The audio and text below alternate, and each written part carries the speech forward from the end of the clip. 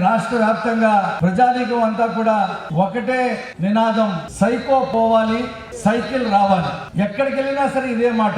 ఇలాంటి ముఖ్యమంత్రిని ఈ దేశం ఎప్పుడు చూడలే. ముఖ్యమంత్రి స్థాయిలో దొరికిన కాడికి దోచుకుంటా ఉన్నాడు. ఒక దోపిడీ రాజ్యం ఈ రాష్ట్రంలో జరుగుతూ ఉంది. ధూళిపాడు నరేంద్ర గారు పాదయాత్ర చేశారు. ఇక్కడ ఉండేటువంటి శాసనసభ్యుడు కిలార్ రోసయ్య మైన్స్ లో చేస్తున్నటువంటి దోపిడీకి నిరసనగా ఆయన పాదయాత్ర చేశారు. ఈ శాసనసభ్యులకి వచ్చే ఎన్నికల్లో మనం గెలవం. ఈ సమయంలోనే, ఈ పీరియడ్ లోనే మనం దోచేసుకోవాలి. మళ్ళీ ఈ ఛాన్స్ మళ్ళీ రాదు అనేటువంటి అభిప్రాయంతో వాళ్ళు దోపిడీకి తెరదీశారు. నరేంద్ర గారు రోజు ఆఫీస్కి వస్తారు, మేము కలుస్తూ ఉంటాం. ఆయన అనేక విషయాల మీద ప్రెస్ మీట్లు పెడతా ఉంటారు. ఏ రోజుకి ఆ రోజు చంద్రబాబు నాయుడు గారి టెలికాన్ఫరెన్స్ లో చంద్రబాబు నాయుడు గారికి సూచనలు చేస్తూ ఉంటాడు.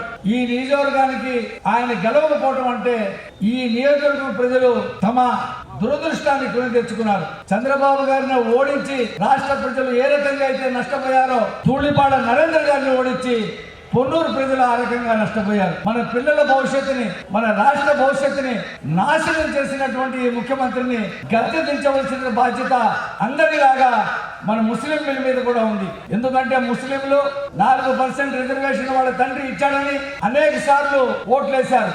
ఇవాళ ఉద్యోగాలు లేవు, కాలేజీల్లో చదువులు లేవు, ఇతర రాష్ట్రాలకు వెళ్ళిపోతా ఉన్నారు పిల్లలు. ఈ 4% రిజర్వేషన్స్ కంటే ఈ జగన్మోహన్ రెడ్డి వచ్చిన తర్వాత ఉపాధి పోయింది. పొట్ట కూటి కోసం ప్రజలు అల్లాడిపోయేటువంటి పరిస్థితి. హైదరాబాదు వెళ్ళిపోతా ఉన్నారు. చంద్రబాబు నాయుడు గారు వస్తే ప్రతి చేతికి పని ఉంటుంది, ప్రతి పొట్టకి కూడు దొరుకుతుంది, పిల్లలకి ఉద్యోగాలు వస్తాయి, రాజధాని నిర్మాణం జరుగుతుంది. ప్రతి వాళ్ళు మీ ఇంటికి వెళ్ళి కనీసం 10 మందికి చంద్రబాబు నాయుడు గారు తిరిగి ముఖ్యమంత్రి కావాలి.